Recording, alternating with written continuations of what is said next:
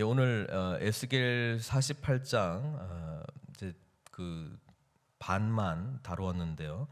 특별히 이제 하나님께서 회복될 이스라엘 공동체에게 이제 각 지파별로 이제 땅을 분배하게 되는데 북쪽에 있는 일곱 지파에게 분배할 땅에 대한 내용들이 1절부터 12절까지 나와 있고요. 그 다음에 13절부터 마지막 절까지 22절까지는 이제 레위 지파에게 드릴 땅, 그리고 특별히 이제 군주들에게 줄 땅, 그리고 그 한복판에는 이제 그 성소가 세워지게 될 것이다라고 하는 그런 내용입니다.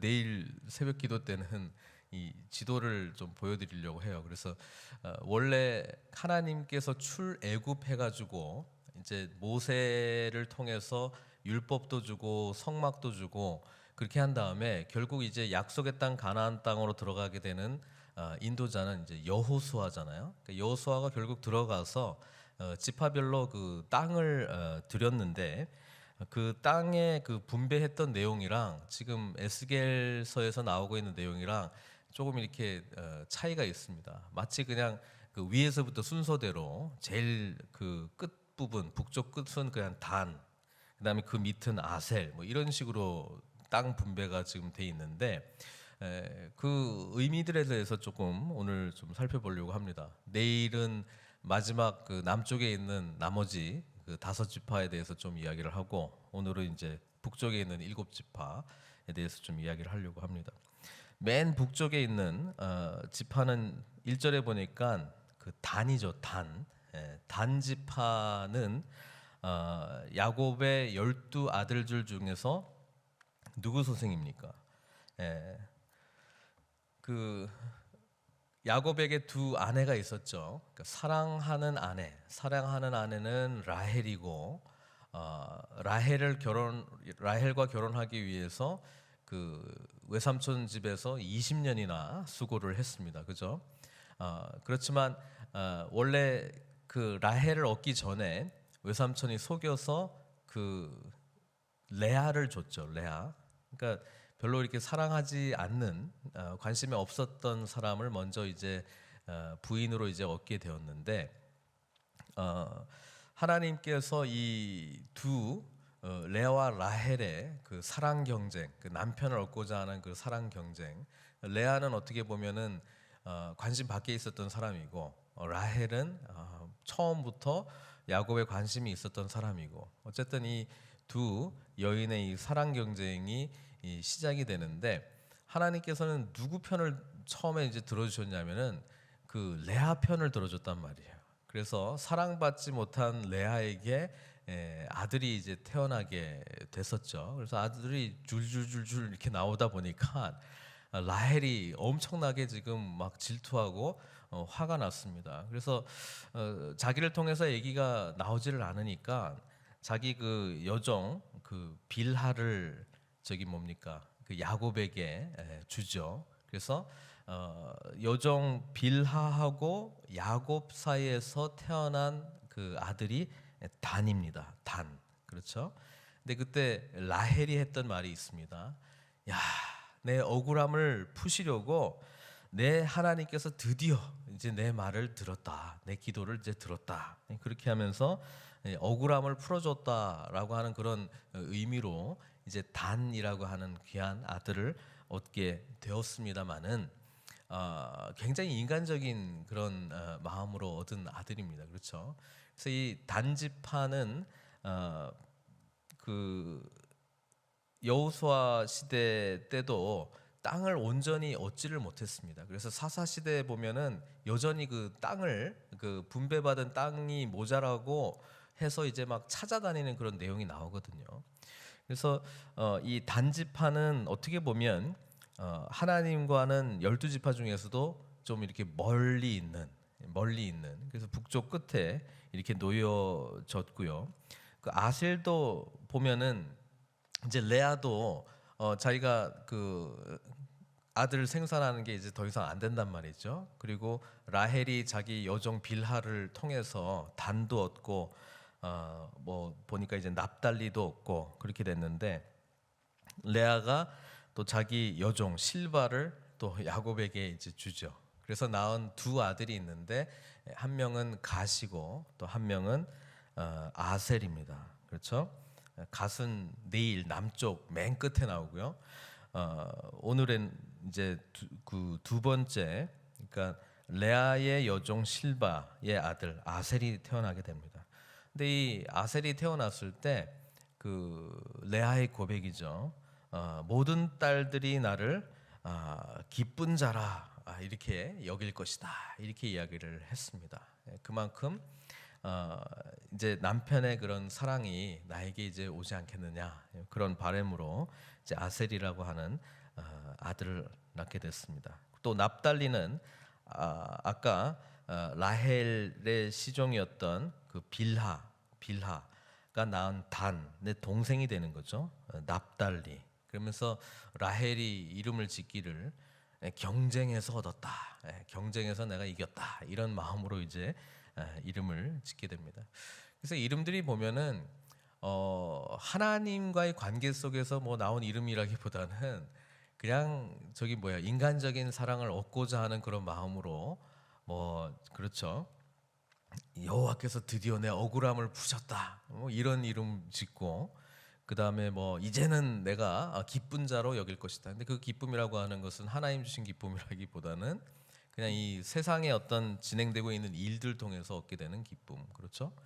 그리고 납달리는 또 뭡니까? 이 경쟁에서 얻었다. 예. 우리가 이 엄청난 경쟁 사회에서 살고 있지 않습니까? 여기서 승리하게 되면 마치 그것이 행복인 것처럼 그렇게 되고 있다는 것이죠. 그러니까 이 아들들은 좀 멀리 있는 거예요. 그 중앙에 있는 성소하고는 좀 이제 멀리 있고, 가까이 갈수록 하나님께서 귀하게 보셨던, 그리고 귀한 신앙의 역사가 나타났던 아들들로 지금 쭉 가운데를 향해서 가고 있는데, 누굽니까? 므낫세하고 에브라임입니다. 사실 이 므낫세하고 에브라임 자체가 어떻게 하나님 앞에 큰 인물이 되었다라기보다는 이 므낫세와 에브라임의 아버지가 누구입니까? 요셉이죠. 그러니까 요셉이 하나님 앞에 정말 신실하게 예수님을 대표하는 그런 모든 모형적인 그런 삶을 다 간직하고 있습니다. 그렇죠?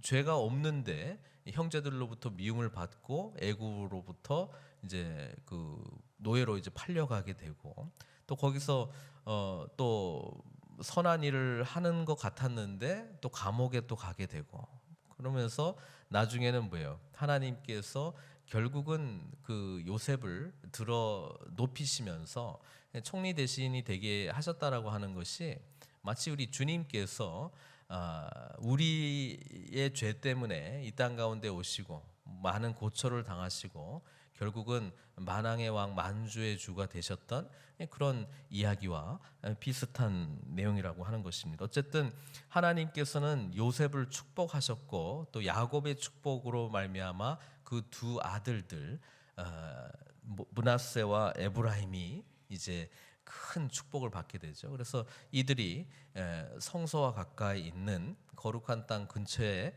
이렇게 뭡니까, 분깃을 받게 됩니다. 그 다음에는 이제 루벤인데요. 사실 루벤은 야곱으로부터 사랑받지 못했던 그 언니, 라헬의 언니 레아의 첫 번째 아들입니다. 첫 번째 아들이고요. 역시 이 루벤을 얻었을 때 레아는 엄청나게 기뻤죠. 왜냐하면 분명히 야곱이 라헬을 더 좋아하지만 하나님께서 은혜로 나에게 이 아들을 주셨다, 그러면서 나의 괴로움을 하나님께서 돌보셨다, 이렇게 해서 이제 루벤이라고 하는 이름을 주게 되는데요. 이 루벤은 야곱의 축복에서는 좀 저주받은 그런 삶이었습니다. 왜냐하면 그 빌하하고 이제 통간하는 그런 그 죄를 범했기 때문에 그렇죠. 그런데 루벤이 다시 그 첫 번째 아들로서의 그런 장자로서의 역할로 이 성소 근처에 이름이 들어가게 됐습니다.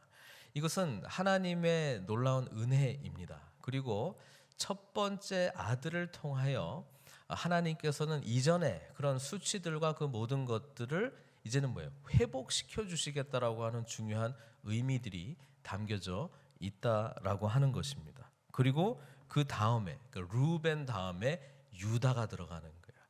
예, 유다는 레아의 네 번째 아들입니다. 그리고 루벤, 시므온, 레위 그 다음에 유다를 낳게 됐는데 그 레아가요. 유다를 낳을 때는 그 하나님에 대한 고백으로 이름을 짓습니다. 그 전까지는 이제 내 괴로움을 푸셨다, 뭐 하나님께 이제서 내 기도를 들으셨는가 보다. 그리고 레위 낳을 때는 이제는 내가 남편이랑 연합하겠지, 뭐 이런 그 인간적인 고백이었는데 유다만큼은 내가 이제는 하나님을 찬양하리로다 이 고백을 했단 말이죠. 그래서 유다를 낳을 때는 귀한 고백이 있습니다. 그래서 이 유다가 결국은 하나님의 택함 받은 지파가 되죠. 첫째도 아니지만.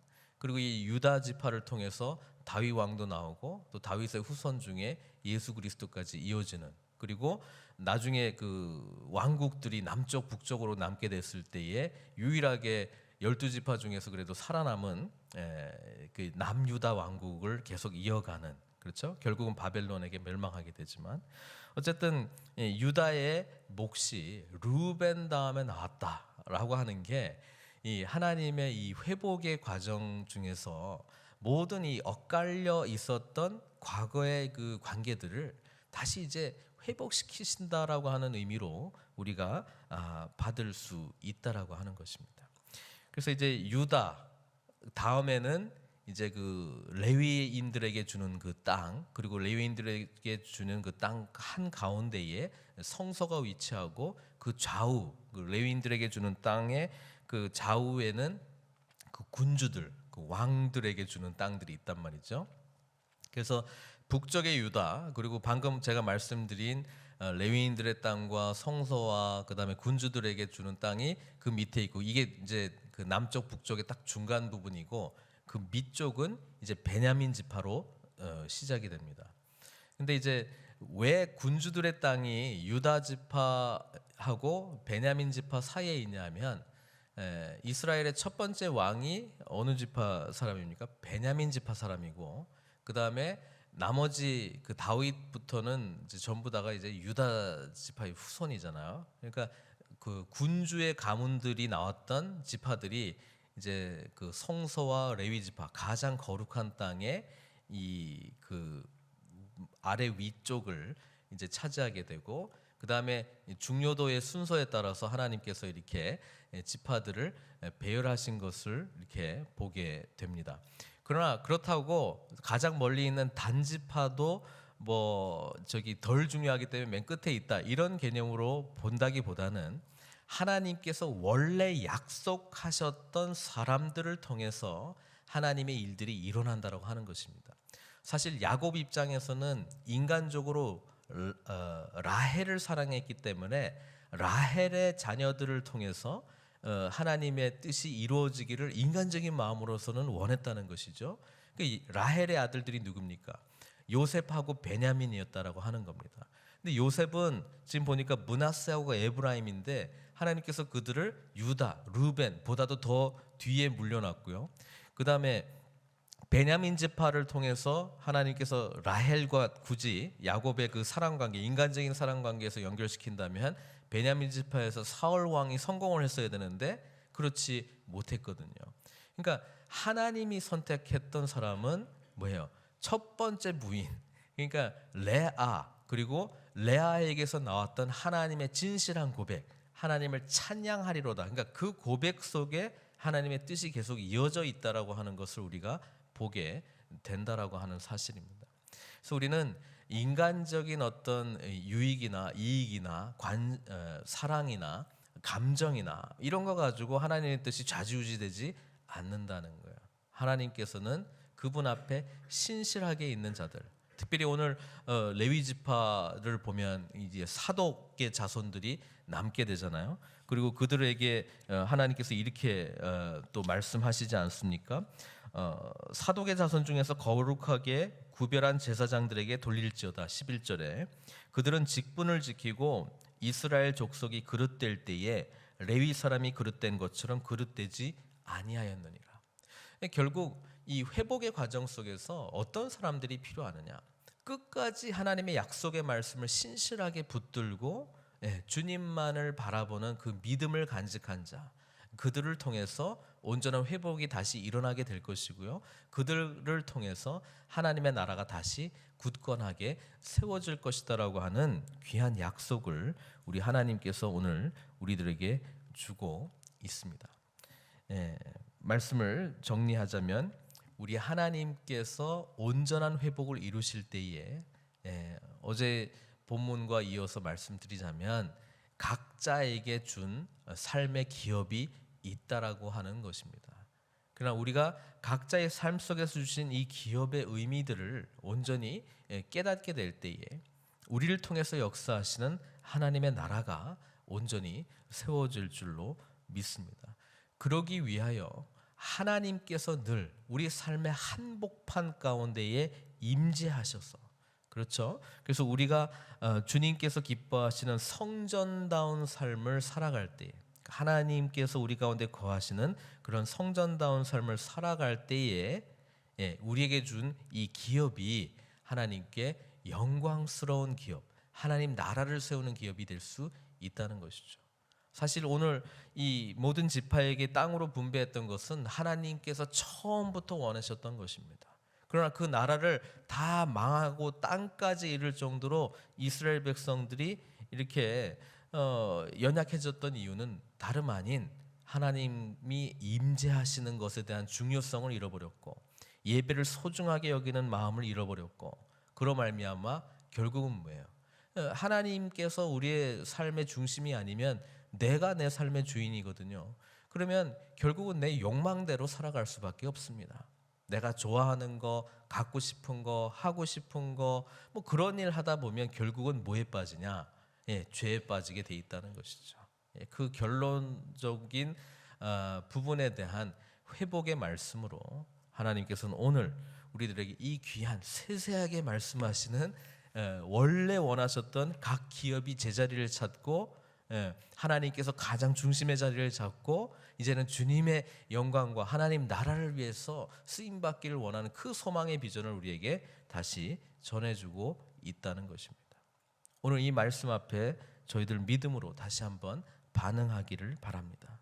늘 주님께서 우리 삶의 한복판의 주인이 되시고, 그리고 우리에게 기업으로 나눠주신 이 분깃의 의미들을 깨닫고 그곳에서 하나님께 영광 돌리시며 주님께 늘 기쁨으로 나아가시는 저와 여러분들 되시기를 주님의 이름으로 축원드립니다. 기도하시겠습니다.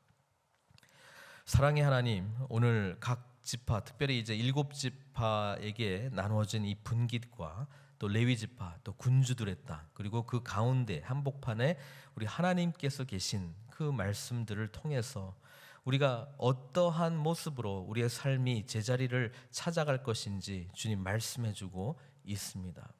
아버지 하나님, 이 그림을 놓치지 않게 하여 주시옵소서. 우리의 삶의 한복판에 주님께서 임재하셔서 아버지 하나님, 우리 각자의 이 나눠줬던 하나님의 이 기업의 놀라움과 영광을 깨닫게 하여 주시고, 우리가 주님의 나라를 이루기 위하여 어떠한 삶을 살아야 되는가, 임재하신 주님과 깊은 교제 가운데 찾고 아버지 하나님 쓰임받는 그 복된 삶으로 인도하여 주시옵소서. 이 말씀 붙들고 오늘도 주님 앞에 나아가오니 거룩한 성령께서 우리 각자의 삶 가운데 역사하셔서 오늘도 기쁨으로 우리를 바라보시는 하나님께 온전히 나아가는 저희들 될 수 있도록 인도하여 주시옵소서. 모든 것 주님께 의탁드리옵고 예수님의 귀하신 이름으로 기도드리옵나이다.